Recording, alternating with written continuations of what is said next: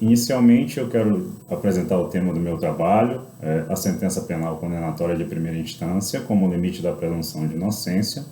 O objetivo desse trabalho é demonstrar que, após a sentença de primeira instância, não remanesceria as atuações da presunção de inocência, né? E eu faço fazendo uma distinção entre o princípio da presunção de inocência e o princípio da não culpabilidade. Na introdução, eu faço uma apresentação dos conceitos de presunção de inocência e das suas facetas de atuação durante toda a persecução penal, fazendo, inclusive, resgatando os seus conceitos e sua apresentação na Constituição Federal de 88, brasileira, e na Convenção Americana de Direitos Humanos. No capítulo 2, eu faço uma apresentação do conceito de presunção dentro da dogmática, né? Falando sobre as espécies de presunção admitidas, a presunção iuris tanto, a presunção iure et de jure, sempre com aquela estrutura de que a presunção pressupõe um fato anterior, um fato antecedente provado, né? Implicando nessa presunção, né? Que seria o fato consequente. E coloco que essa presunção de inocência, na verdade, seria uma presunção aparente na medida em que ela não tem essa estrutura, já que não existe um fato antecedente a ser provado. Existe só uma presunção que, evidentemente, é uma presunção relativa e que pode ser desconstituída com provas. No terceiro capítulo, eu passo a analisar a definição dessas presunções de inocência dentro de diversas constituições, como a brasileira, como a italiana, como a espanhola, e também dentro de alguns tratados internacionais de direitos humanos, como a Declaração Universal de Direitos Humanos, o Pacto Internacional de Direitos Civis e Políticos, a Convenção Americana de Direitos Humanos, a Carta Africana de Direitos Humanos e dos Povos e a Declaração Universal Islâmica de Direitos Humanos. Daí eu fiz um destaque para a apresentação do enunciado negativo da presunção de inocência que a gente observa na Declaração Universal Islâmica de Direitos Humanos, na Constituição Federal Brasileira de 88 e na Constituição Americana, apresentando ele como o princípio da presunção de não culpabilidade, na verdade, sem falar especificamente numa presunção de inocência. Eu considero que isso é relevante para a conclusão que a gente pretende apresentar.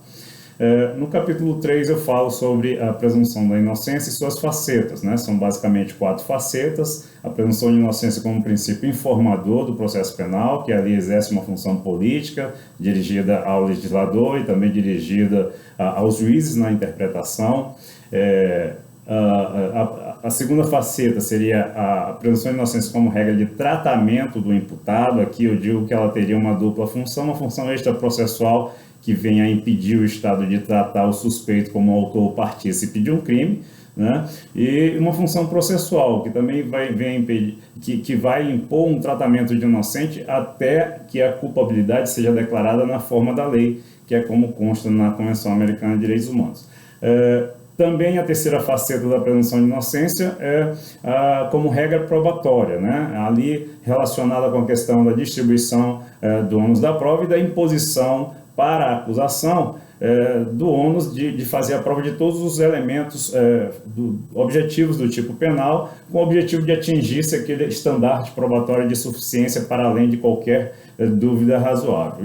E a quarta faceta da presunção de inocência como regra de julgamento, atraindo aquela ideia do indúbio pro réu, né, diante da dúvida, impor um tratamento mais favorável ao réu, que a dúvida se opera em seu favor, né, desde que não atingido o estandarte de prova com suficiência.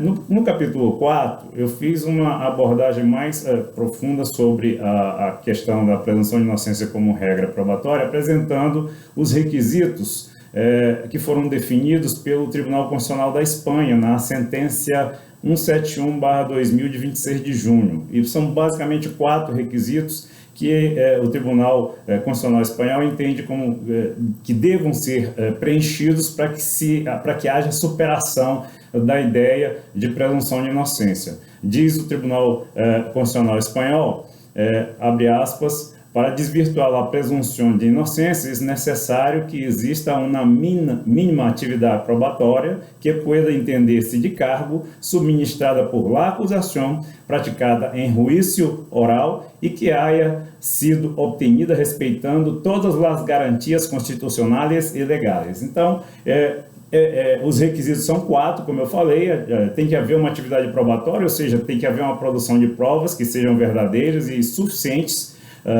Essa atividade tem que se caracterizar pelo que o tribunal chama de prova de cargo, ou seja, essas provas têm que girar em torno das elementares do tipo penal e têm que ser produzidas pela acusação, porque é importante a gente destacar que a presunção de inocência é um direito passivo, né? É um direito que autoriza a inércia do acusado e ainda assim ele pode ser absolvido dentro do processo.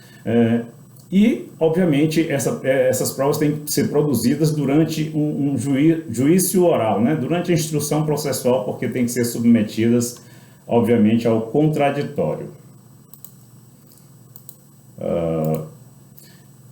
Então, eu chego no capítulo 6º do meu trabalho, onde eu coloco, inicialmente, a sentença penal condenatória de primeira instância como limite da presunção de inocência, limite temporal da presunção de inocência. Eu resgato uma ideia do professor Larry Laudan, onde ele faz uma analogia entre a ciência médica e a prova no processo penal. Ele diz, basicamente, que o fracasso de se provar a eficácia de um medicamento não implica necessariamente em provar sua ineficácia, né? Então, a indagação que fica, nós perguntamos, então qual seria o limite da presunção de inocência?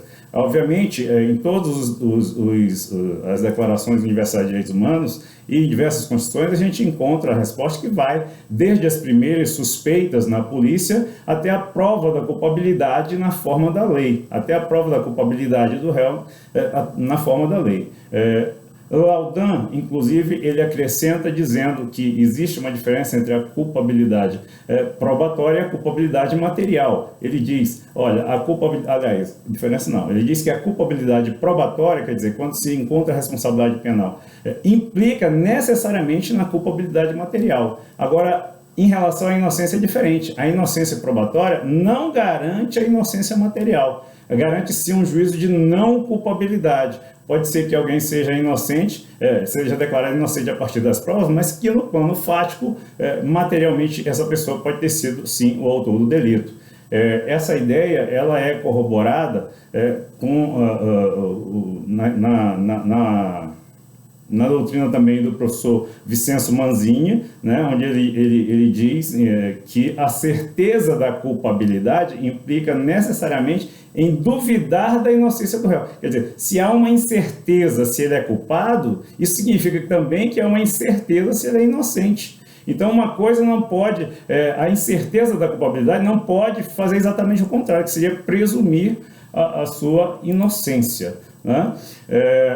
Essa ideia também vem corroborada pelo professor Jonathan Valenzuela, que foi meu orientador, tá? Onde no seu artigo Presumir Responsabilidade, uma relação entre a prisão preventiva e a presunção de inocência no direito processual chileno, ele diz o seguinte: a inocência jurídica não é necessariamente verdadeira, né? O certo é que a gente só pode falar efetivamente em uma inocência material se, através do devido processo legal, se chegou à conclusão de que o fato não existiu, que o acusado não foi o autor ou que existe uma atipicidade, que o fato é atípico. Fora disso, nós vamos ter uma absolução por insuficiência de provas, que não é exatamente uma declaração de inocência material. Essa absorção por insuficiência de provas, ela pode conviver com a possibilidade de o réu, mesmo com a possibilidade do réu ser o autor do fato, desde que isso não tenha havido para dentro do processo, ou seja, desde que não tenha sido atingido aquele estandarte probatório suficiente para caracterizar a superação de qualquer dúvida razoável. Na dogmática, o professor Vega Torres, ele sustenta exatamente isso. Ele diz que é a sentença de primeiro grau que encerra o limite temporal da presunção de inocência, dizendo o seguinte: a sentença de instância é la resolução em que lá se declara la culpabilidade ou inocência do acusado. Quer dizer, é com a sentença que se declara a culpabilidade ou inocência do acusado. Essa ideia também é corroborada com o professor Ferri, onde ele diz que há períodos no processo em que a manutenção da presunção de inocência ela é ilógica, ela é contraditória com a realidade das coisas e deve ser eliminada. Então, é com base nisso que a gente sustenta que o limite da presunção de inocência é a sentença de primeiro grau, pois o juiz, para impor uma sentença, ele deve afastar a presunção de inocência. É incoerente você imaginar que o juiz possa ter concluído pela suficiência probatória, com standard de provas suficientes para declarar uma condenação e ainda assim o réu permanecer se presumindo inocente. É claro que o recurso é possível, mas esse recurso não deriva de nenhuma daquelas facetas da presunção de inocência, ele deriva de um outro direito fundamental, que seria o direito ao duplo grau de jurisdição. Portanto, na nossa visão, entendemos que é incoerente a manutenção da presunção de inocência a partir da condenação. Por quê? Porque com a sentença de primeira instância, a presunção de inocência ela deixa de se operar ali naquele procedimento em qualquer das facetas que a gente analisa na dogmática. Nem como regra de tratamento, por quê? Porque ali já foi assentada uma culpa, né? Não dá para tratar alguém que já foi assentado como culpado, ainda que provisoriamente, com as mesmas prerrogativas de alguém que não ostenta essa situação jurídica. Também não dá para dizer que a presunção se opera como regra probatória pelo seguinte: depois da sentença, o ônus da prova do recurso passa a ser sentenciado.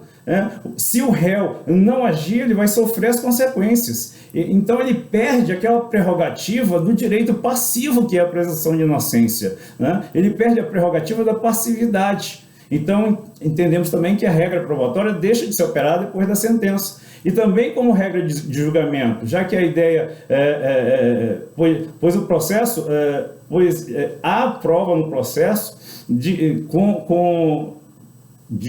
provas reconhecidas com estandarte suficiente para autorizar a condenação. Então, se já há essa situação, é incoerente você invocar uma regra de dúvida.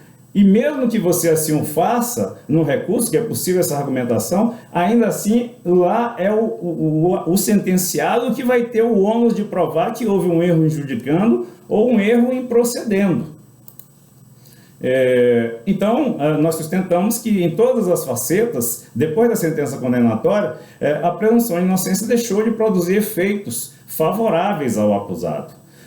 Então, o sentenciado perde essa condição favorável de presunção de inocência e passa para uma segunda condição, que seria de um tratamento neutro do Estado, o tratamento derivado da não culpabilidade, porque essa é a indicação da nossa Constituição Federal. Ninguém será considerado culpado, então ele passa a ser não culpado até o trânsito em julgado, né? Não culpado significa ter não mais um tratamento favorável do Estado, mas sim um tratamento neutro. Ele passa a ter um tratamento neutro do Estado na medida em que ele não é nem culpado e nem inocente, mas ele perde as prerrogativas da presunção de inocência, né?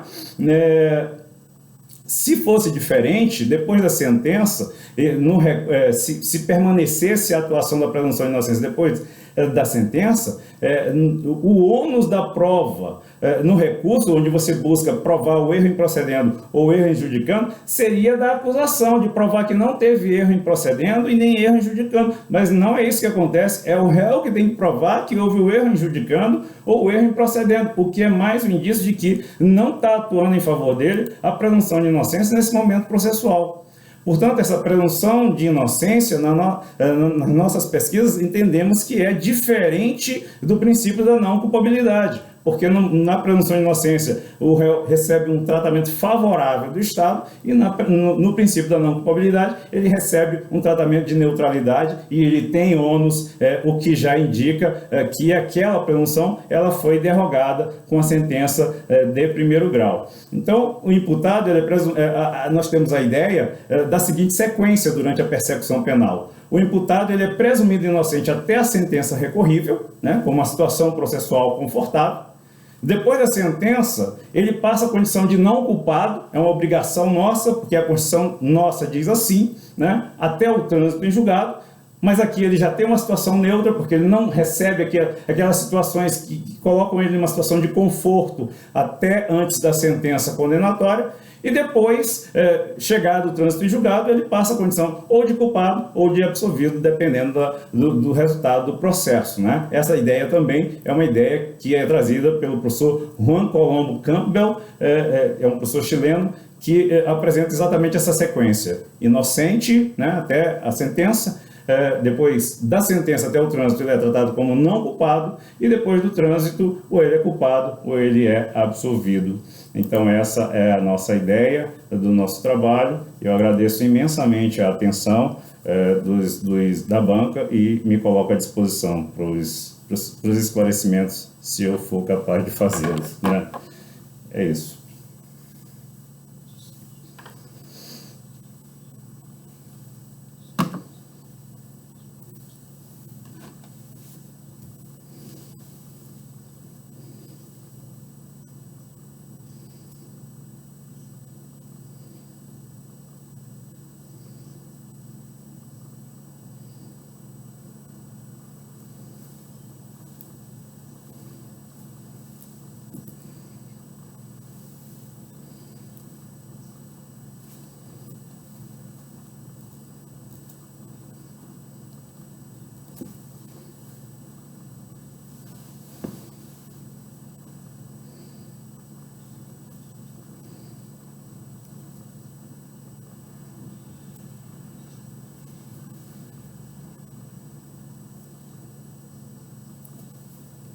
Está.